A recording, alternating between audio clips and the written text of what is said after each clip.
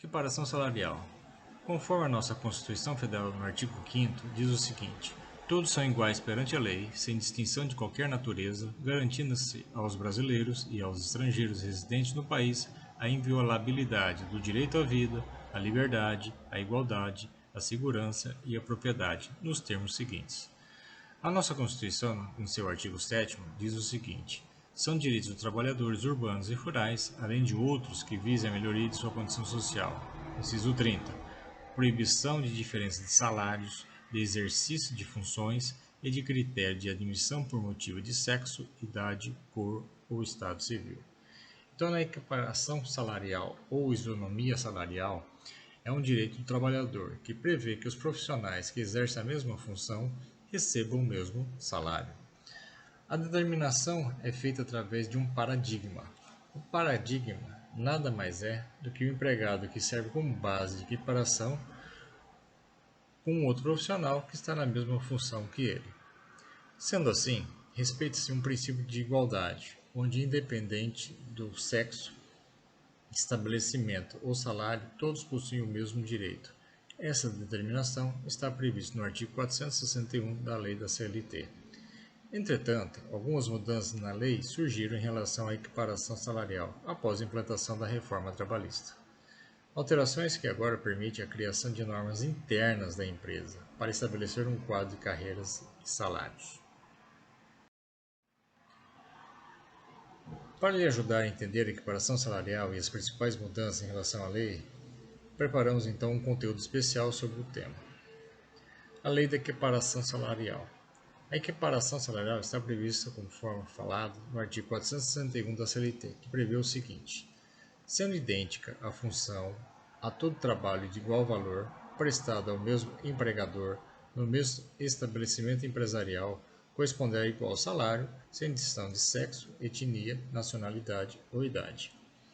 A lei considera ainda, para sua validade, que o trabalho entre os profissionais seja de igual valor e seja feito com igual produtividade e com a mesma perfeição técnica. O objetivo da criação de uma lei de equiparação salarial é para evitar e proteger os colaboradores de possíveis discriminações por suas diferenças, já que, exercendo o mesmo trabalho, precisam necessariamente ter o mesmo direito. Os direitos da equiparação salarial. Apesar da lei ser bem objetiva em relação à equiparação salarial, é necessário se atentar a algumas situações, ou seja, mesmo que os profissionais possuam o mesmo registro em carteira, não quer dizer que possuem o direito de receber o mesmo salário que o outro profissional. É necessário que sejam respeitados os seguintes pontos para a equiparação salarial. Primeira delas, funções idênticas, trabalhos de igual valor, produtividade e perfeição técnica, serviço prestado no mesmo estabelecimento.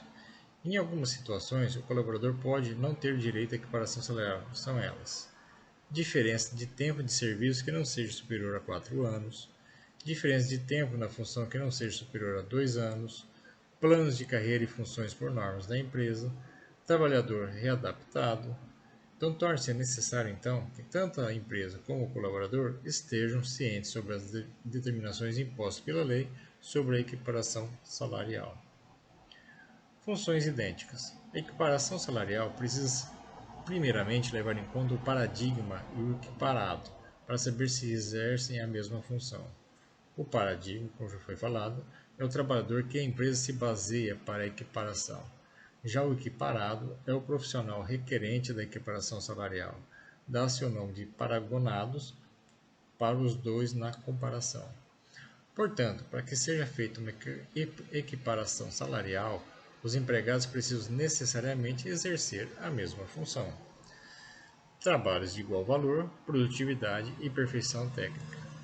Então, reconhecendo a equiparação salarial, funções idênticas entre os profissionais, é necessário avaliar se o valor agregado é o mesmo. Para isso, é preciso mensurar um valor em relação à produtividade e perfeição técnica no quesito de desempenho das tarefas executadas. Isto é, não basta que os dois exerçam a mesma função, eles precisam estar no mesmo nível de trabalho, com tarefas que têm a mesma complexidade e com execuções que prezam pela mesma perfeição técnica. Serviço prestado no mesmo estabelecimento. A reforma trabalhista impôs uma mudança nesse tema. Anteriormente, exigia-se que os colaboradores que exercessem funções idênticas na mesma localidade, em municípios ou regiões metropolitanas diferentes, fosse aplicada a equiparação salarial. Contudo, a lei retirou essa determinação e agora, para que a equiparação salarial seja realizada, eles precisam trabalhar no mesmo estabelecimento empresarial. Desta forma, se o empregador possui filiais, mesmo que na mesma cidade, não pode haver mais uma exigência de equiparação salarial. Os colaboradores precisam trabalhar no mesmo estabelecimento. Diferença de tempo de serviço que não seja superior a 4 anos. Que a diferença de tempo de serviço para o mesmo empregador não seja superior a 4 anos. O artigo 461 da CLT, em seu inciso 1º, sofreu um ajuste com a reforma trabalhista, onde foi incluído um detalhe para a equiparação salarial com base no tempo de serviço. A partir da reforma, que passou a vigor em 2017, deve-se respeitar para a equiparação salarial a diferença de tempo de serviço entre os profissionais comparados. O tempo não pode ser superior a 4 anos. Diferença de tempo na função não seja superior a 2 anos. Apesar da inclusão de tempo de serviço, não houve mudança em relação ao tempo na função. A lei ainda estabelece que na comparação, a diferença de tempo na função não seja superior a 2 anos. Por exemplo, o paradigma está há 3 anos na função e ganha R$10.000, e o solicitante está na mesma função há apenas 1 ano. Neste caso, não vale a equiparação salarial. Isso porque o tempo na função do empregado é inferior aos 2 anos que prevê a lei. Planos de carreira e funções por normas da empresa. Em caso da empresa possuir um quadro de carreiras, negociação coletiva, plano de cargos e salários, a equiparação salarial é levada em conta conforme as normas da empresa. Assim, é inviabilizado os critérios do artigo 461 e fica valendo a norma interna da empresa como previsto no inciso 2. Os dispositivos desse artigo não prevalecerão quando o empregador tiver pessoal organizado em quadro de carreira ou adotar por meio de norma interna da empresa ou de negociação coletiva, plano de cargos e salários. Então segue-se, portanto, o que a empresa determinar para a equiparação salarial, seja levado em conta o tempo na empresa, na função, merecimento ou qualquer um desses casos. Sendo assim, em um processo trabalhista referente ao tema da equiparação salarial, a empresa terá o direito de apresentar como defesa sua norma interna, onde se estipula um quadro de carreira ou plano de cargos e salários. Trabalhador readaptado.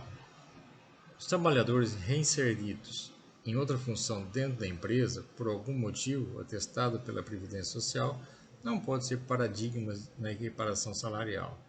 Apesar da reforma trabalhista, esse inciso foi mantido no artigo 461.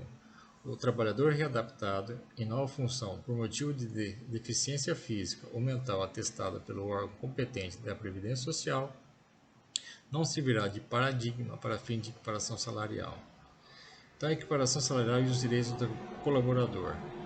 A lei da CLT, juntamente com a reforma trabalhista, prevê um senso de proteção e justiça ao trabalhador ao exercer sua função. A equiparação salarial vem de encontro a esse caminho, que não tolera discriminações e diferenças entre profissionais na mesma função.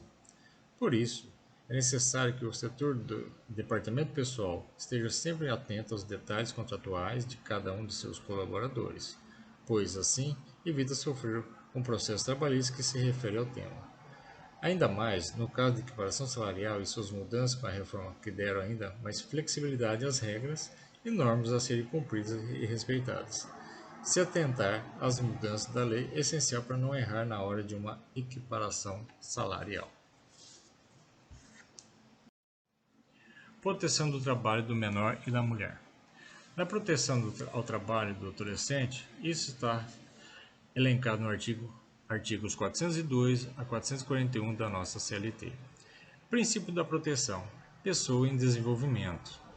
Ou seja, no artigo 402 da nossa CLT, considera-se menor para os efeitos dessa consolidação o trabalhador de 14 até 18 anos. Artigo 403. É proibido qualquer trabalho a menor de 16 anos de idade, salvo na condição de aprendiz, a partir dos 14 anos. Parágrafo único. O trabalho do menor não poderá ser realizado em locais prejudiciais à sua formação, ao seu desenvolvimento físico, psíquico, moral e social, e em horários e locais que não permitam a frequência à escola. Trabalhador doméstico, maior ou igual a 18 anos. Vigilante, maior ou igual a 21 anos.